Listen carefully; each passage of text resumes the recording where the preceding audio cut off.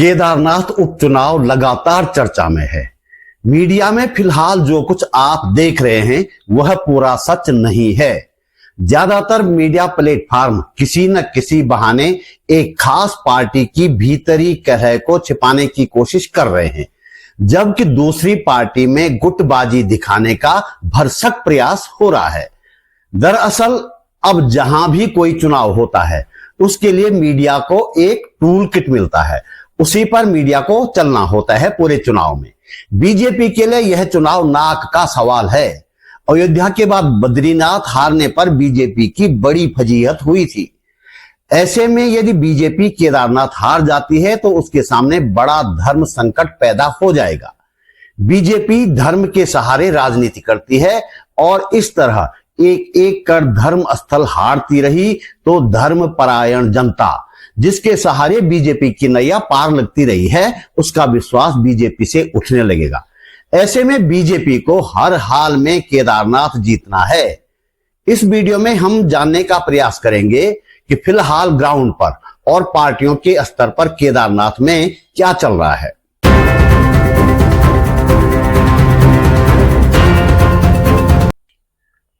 नमस्कार, बात बोलेगी चैनल पर आपका स्वागत। मेरा नाम है त्रिलोचन भट्ट और मैं करता हूं जन सरोकारों की बात। दोस्तों, बहुत कम व्यू आने के बावजूद मैं लगातार वीडियो इसलिए बनाता हूं कि मुद्दों की बात कुछ लोगों तक ही सही पर पहुंच तो रही है।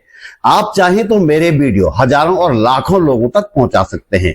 बस आपको सिर्फ इतना करना है, चैनल सब्सक्राइब कर देना है, वीडियो बीच में बंद नहीं करना है, अंत तक देखकर लाइक करना है, कमेंट और शेयर कर देना है।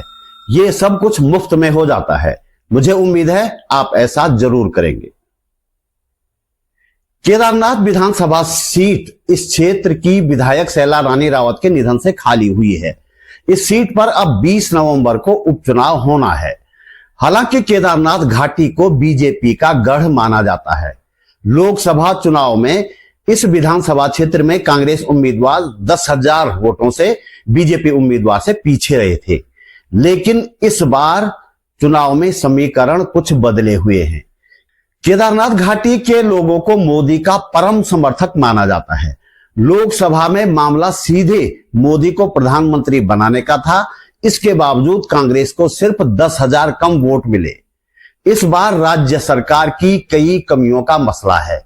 केदारनाथ मंदिर में सोने का पीतल बन जाना एक प्रमुख मसला है। इसके अलावा भू कानून है, बेरोजगारी है, मसला तो अग्निवीर का भी है।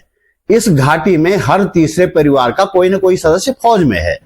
जो पहले फौजी हुआ करते थे, पेंशन के साथ कई दूसरी सुविधाओं के साथ रिटायरमेंट के बाद अच्छा जीवन जो लोग बिताते थे, लेकिन अब वे यानी कि फौज में जाने वाले सिर्फ 4 साल के अग्निवीर होंगे।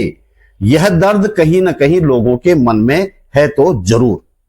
वैसे पिछले चुनावों में हमने देखा है कि जब बात धर्म की आती है तो लोग इन सभी मसलों को भूल जाया करते हैं। यही वजह है कि केदारनाथ चुनाव से पहले राज्य में मुसलमानों के प्रति ज्यादा से ज्यादा नफरत लोगों के मन में पैदा करने के प्रयास किए जा रहे हैं। जगह जगह सच्ची झूठी कहानियों पर तनाव की स्थिति पैदा की जा रही है। हाल के दिनों में गोपेश्वर, थराली, कर्णप्रयाग, बेरीनाग और कई जगहों पर ऐसे प्रयास किए गए हैं। देहरादून में बार बार ऐसी स्थितियां पैदा किए जाने के पीछे भी टारगेट केदारनाथ का चुनाव ही है। इन तमाम प्रयासों के बावजूद बीजेपी की हालत बहुत ठीक नहीं है। अपने भीतर की खेमेबाजी उसे तंग कर रही है। मीडिया बेशक कांग्रेस में गुटबाजी होने, नोरा कुश्ती होने, इस तरह की हेडिंग्स के साथ खबरें परोस रहा हो, लेकिन वास्तव में गुटबाजी की ज्यादा बुरी स्थिति बीजेपी के भीतर बनी हुई है। कांग्रेस के सामने ले देकर पूर्व विधायक मनोज रावत का नाम है। कांग्रेस में कुछ लोग ऐसे जरूर हैं जो चाहते हैं कि टिकट हरक सिंह रावत को मिले, लेकिन कांग्रेस आला कमान नहीं लगता कि इस महत्वपूर्ण चुनाव में हरक सिंह को टिकट देने पर राजी होगा।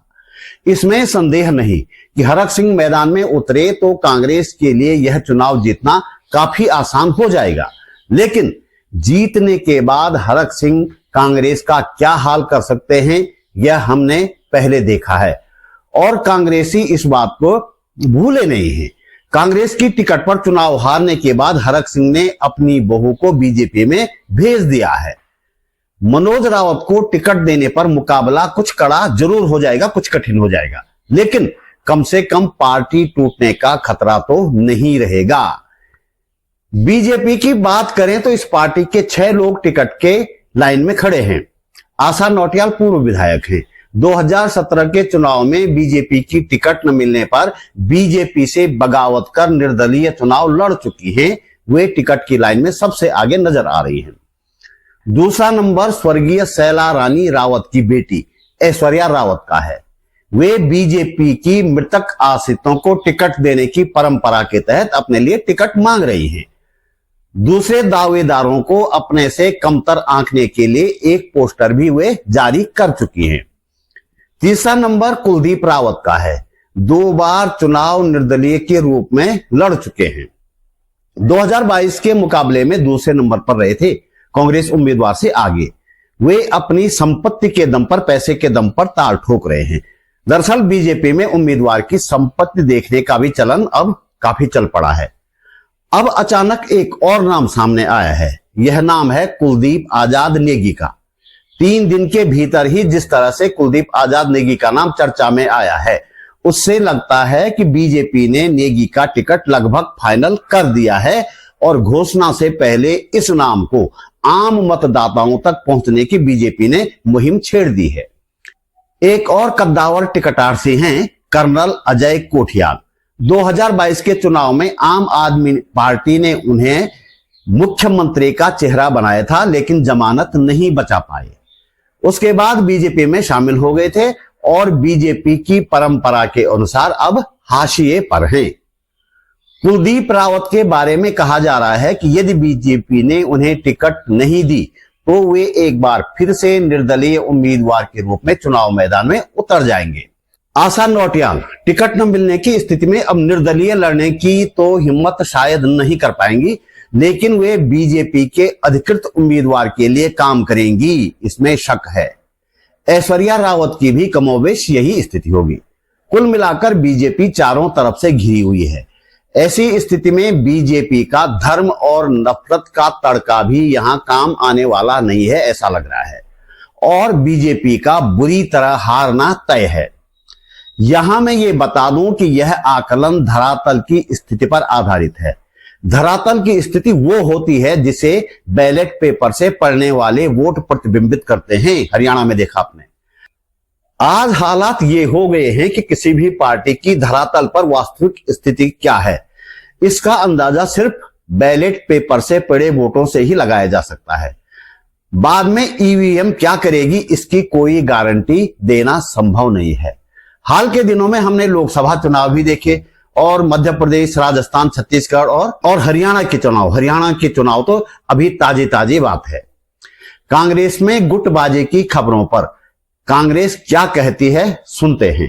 जो झूठ इन्होंने फैलाया, अभी फिर ये अपनी कारस्तानियों से बाज नहीं आ रहे हैं। देखिए, केदारनाथ उपचुनाव एक बहुत ही महत्वपूर्ण चुनाव है और वहां जितने ज्यादा लोग होंगे प्रभारी के तौर पर या पर्यवेक्षक के तौर पर, उससे उत्तराखंड कांग्रेस ही लाभान्वित होगी। चारों अनुभवी चेहरे हैं, चारों हमारे महत्वपूर्ण पदाधिकारी हैं जिनको वहां पर नियुक्ति दी गई है। भारतीय जनता पार्टी से कोई क्यों नहीं पूछता कि 5-5 प्रभारी मंत्री बनाए गए हैं, जो काबीना मंत्री हैं, जिन पर बाकी के प्रदेश की जिम्मेदारियां हैं, उनको केदारनाथ की ड्यूटी पर लगा रखा है। हम 4 लोग लगाएं तो उस पर जलजला आ जाता, उनके 5 लोगों पर किसी के पेट में मरोड़ भी नहीं उठते।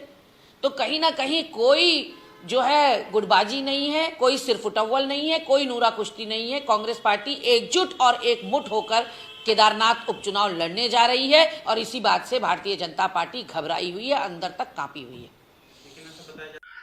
तो दोस्तों, इस वीडियो में इतना ही। आप महसूस करते हैं कि इस वीडियो को बनाने में थोड़ी बहुत मेहनत की गई है और आपको इससे कुछ काम की जानकारी मिली है, तो लाइक, कमेंट के साथ ही शेयर भी करें। यदि आप समर्थ हैं तो अपनी जेब खर्च में से एक छोटी सी राशि निकालकर आर्थिक सहयोग अवश्य करें। आप YouTube पर वीडियो के नीचे ज्वाइन बटन पर जाकर या सुपर थैंक्स पर जाकर सहयोग कर सकते हैं। डिस्क्रिप्शन में बैंक डिटेल भी है। मेरा चैनल सब्सक्राइब करें, फेसबुक पेज फॉलो करें, बात बोलेगी .com भी देखें। जल्दी मिलते हैं एक और वीडियो के साथ। नमस्कार।